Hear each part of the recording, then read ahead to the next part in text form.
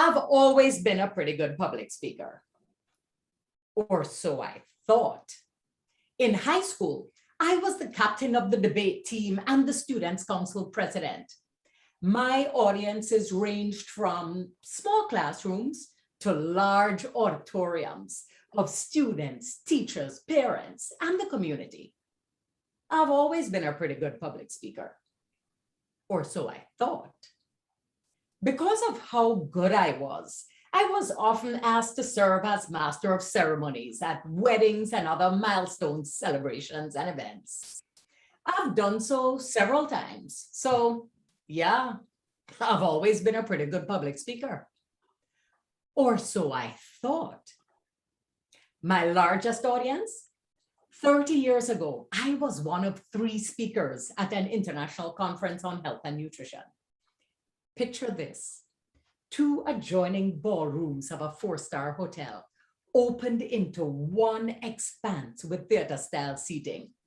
From the platform, I could see a sea of heads, 400 seated against the backdrop of another 100 standing in the back. The energy of the room was high and I was on point. And that was the first night I ever heard of Toastmasters. You should join Toastmasters. You'd love it. Toastmasters? What's Toastmasters? It's a club for people who have a fear of public speaking. Clearly not for me, because, well, I've always been a pretty good public speaker. Or so I thought. A year and a half ago, I attended a conference where I saw the most captivating motivational speaker I've ever experienced. She took me on a ride of emotions and imagery that had me totally enthralled. It wasn't any one thing. It was the combination of her dynamic delivery and her intricately woven story. Her story was so expertly crafted that it was impossible to forget.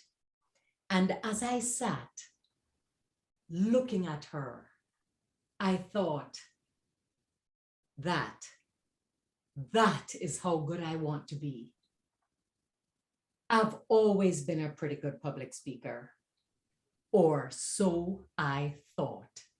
But in that moment, I realized that as a public speaker, I was unskilled, unseasoned, unpolished, and worse, unjustifiably cocky and arrogant about it. After the session, I hung back to speak privately with her.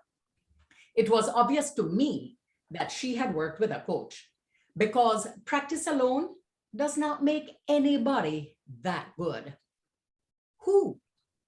She told me.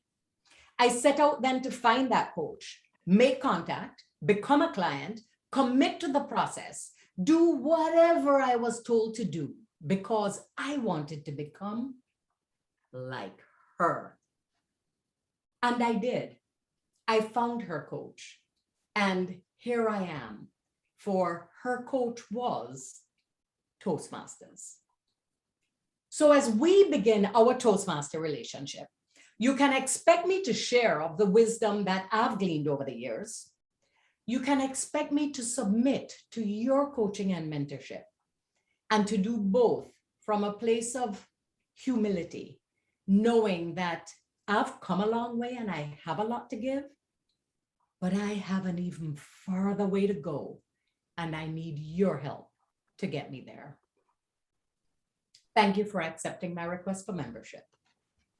Back to you, Toastmaster Felix.